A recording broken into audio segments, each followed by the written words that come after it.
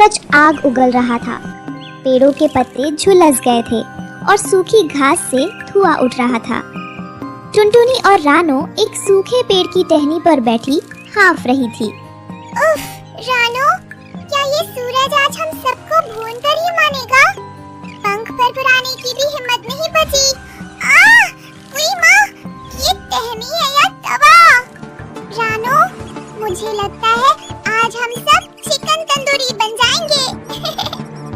हौसला रखो टुनटुनी, प्यास के मारे मेरा गला ऐसा सूख गया है जैसे रेगिस्तान की रेत। देखो, सामने वाली नदी का पानी भी अब भाप बनकर उड़ रहा है। Breaking news, breaking news. बरगद के दादाजी ने कहा है कि पिछले 100 सालों में ऐसी गर्मी कभी नहीं पड़ी। छाया ढूंढना अब सोने की खोज करने जैसा है। मिट्टू भाई, न्यूज़ छोड़ो और ये बताओ कि क्या कहीं एक बूंद भी ठंडा पानी बचा है? रानो पानी की तलाश में उड़ते उड़ते जंगल के उस हिस्से में जाती है जहाँ कभी एक झरना बहता था। वहाँ सिर्फ पत्थर और सूखी मिट्टी बची है। अचानक पत्थरों के बीच से एक नीली रोशनी फूटती है। ये क्या? इतनी चिलचिलाती धूप में भी वहाँ ओस की बूंदें कैसे चमक रही है? रानो नीचे उतरती है। वहाँ एक छोटा सा पारदर्शी बीज पड़ा था जो बर्फ की तरह चमक रहा था। उसके पास जाते ही रानो को ठंडी हवा का एक झोंका महसूस होता है। अरे, ये तो छूने में एकदम बर्फ जैसा है। टुनटुनी, जल्दी आओ, देखो मुझे क्या मिला है। वाह, ये तो किसी नीलम जैसा लग रहा है। रानो, इसे यहाँ मिट्टी में दबाकर देखो, शायद कोई ठंडी छांव वाला पेड़ उगाए। जैसे ही रानो उस फ्रॉस्टी बीज को सूखी मिट्टी में दबाती है, एक चमत्कार होता है। जमीन से अंकुर फूटता है, लेकिन वो हरा नहीं बल्कि दूधिया सफेद है। देखते ही देखते वो विशाल रूप लेने लगता है। हे भगवान, ये पेड़ नहीं है, ये तो एक घर है। नन्हे पंछियों, डरो मत, मैं शीतल मन का उपहार हूँ। जब तक तुम्हारे इरादे नेक है, मेरी दीवारें तुम्हें पिघलने नहीं देंगी। आओ, मेरी गोद में विश्राम करो। सुना आपने? ये महल तो हमसे बात कर रहा है। इसकी दीवारें गुलाबी स्ट्रॉबेरी आइसक्रीम की हैं और वो देखो, खिड़कियों के सब आइसक्रीम से बना है। और इसकी छत पर तो वनीला और चॉकलेट की मोटी परत जमी है। इसके चारों ओर से निकलने वाली ठंडी भाप तो पूरे जंगल को ठंडा कर रही है। पूरे इलाके का तापमान गिर जाता है। सूखी घास फिर से नरम महसूस होने लगती है।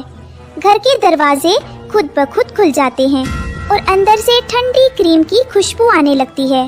जंगल के सभी पक्षी, कबूतर, मैना, गोरैया ठंडक महसूस कर वहाँ खींचे चले आते हैं।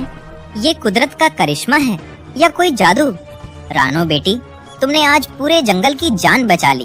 बातों में समय मत गवाओ। वो देखो, सीढ़ियाँ ओरियो बिस्किट की बनी है। मैं तो चली चॉकलेट की खिड़की चखने। रुको टुनटुनी, मुझे फोटो खींचने मेरा मतलब है मुझे सबको दिखाने दो। भाइयों और बहनों, नंदनवन के इतिहास में पहली बार पेश है आइसक्रीम का जादुई महल। सब पक्षी खुशी से चहचहाने लगते हैं। छोटे बच्चे वनीला की फर्श पर फिसल रहे हैं और बड़े पक्षी ठंडी ठंडी क्रीम पीकर अपनी प्यास बुझा रहे हैं। तभी माहौल में कड़वाहट घुलती है। कालू कौवा अपनी भारी आवाज में काव काव करता हुआ सीधे महल की छत पर बैठ जाता है और सबको डराने लगता है। हटो, सब के सब बाहर निकलो। ये बीज मेरे इलाके में उगा है, इसलिए ये पूरा महल मेरा है। कालू, सावधान, मेरी मिठास प्रेम की नींव पर टिकी है। अगर तुम यहाँ नफरत की आग लाओगे तो मैं खुद को पिघलाकर लुप्त कर दूंगा। स्वार्थ की गर्मी मुझे जहर जैसी लगती है। झूठ मत बोलो, तुम तो सिर्फ एक घर हो, तुम मुझे नहीं रोक सकते। कालू भाई, ये बीज मुझे मिला था और ये सबके लिए है। यहाँ बहुत जगह है, आप भी हमारे साथ आनंद लीजिए। चुप रह छोटी चिड़िया, तुम सब इसे खाकर खत्म कर दोगे। मैं इसे अकेले खाऊंगा और बाकी को बाजार में बेचूंगा। चलो भागो यहाँ से। कालू सबको अपनी चोट से मारने लगता है। जैसे ही वह स्वार्थ में भरकर एक बड़ा चॉकलेट का टुकड़ा तोड़ता है, महल कांपने लगता है। अरे देखो, छत पिघल रही है, वनीला की नदियाँ बह रही है। अनर्थ, कालू तुम्हारा लालच इस जादू को खत्म कर रहा है। ये महल प्रेम से बना है, नफरत से नहीं। झूठ मत बोलो, ये गर्मी बढ़ गई होगी इसलिए पिघल रहा है। मैं इसे पकड़ कर रखूंगा। लेकिन कालू जितना उसे पकड़ने की कोशिश करता, घर उतना ही तेजी से कीचड़ की तरह पिघलने लगता। ठंडी हवा गर्म होने लगी, गर्मी वापस आने लगी थी। रानो की आंखों में आंसू थे। कालू भाई देखिए, बाहर धूप में बैठी वो बूढ़ी मैना फिर से बेहोश हो रही है। अगर एक इसे सिर्फ अपना कहेंगे तो ये मिट्टी बन जाएगा। इसका जादू सिर्फ साझा करने में है। मुझे समझ नहीं आ रहा था। मुझे लगा अगर सबको दूंगा तो मेरे लिए कम पड़ेगा, पर यहाँ तो सब कुछ खत्म हो रहा है। रानो, क्या अब ये वापस ठीक हो सकता है? सिर्फ तभी जब आपका दिल साफ हो। भाइयों, मुझे माफ कर दो। वापस आओ। ये घर मेरा नहीं, हमारा है। दादी को अंदर लाओ, उन्हें ठंडक की जरूरत है। अब तुमने असली ठंडक को पहचान लिया है कालू। जो हाथ दूसरों की मदद के लिए बढ़ते हैं, मैं उन्हें कभी खाली नहीं छोड़ता। देखो, अब मेरा विस्तार देखो। जैसे ही कालू ने दादी को सहारा देकर अंदर पहुंचाया, एक ठंडी बिजली सी कौंधी। पिघली हुई आइसक्रीम जादुई तरीके से वापस जम गई, दरारें भर गई और महल पहले से 3 गुना बड़ा हो गया। अब वहाँ न सिर्फ पक्षी बल्कि छोटे जानवर भी आ सकते थे। अविश्वसनीय, महल तो खुश होकर और भी बड़ा हो गया।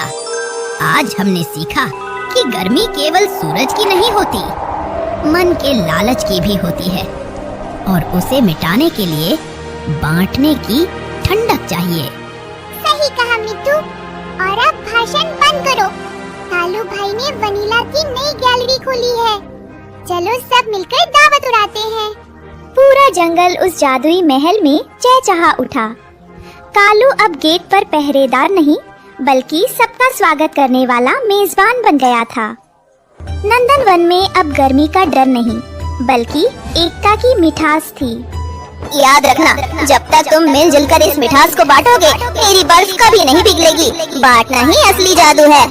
इस कहानी से हमें सीख मिलती है कि जो चीज अकेले भोगी जाए वो खत्म हो जाती है, पर जो बांट कर इस्तेमाल की जाए वो जादुई रूप से बढ़ती रहती है।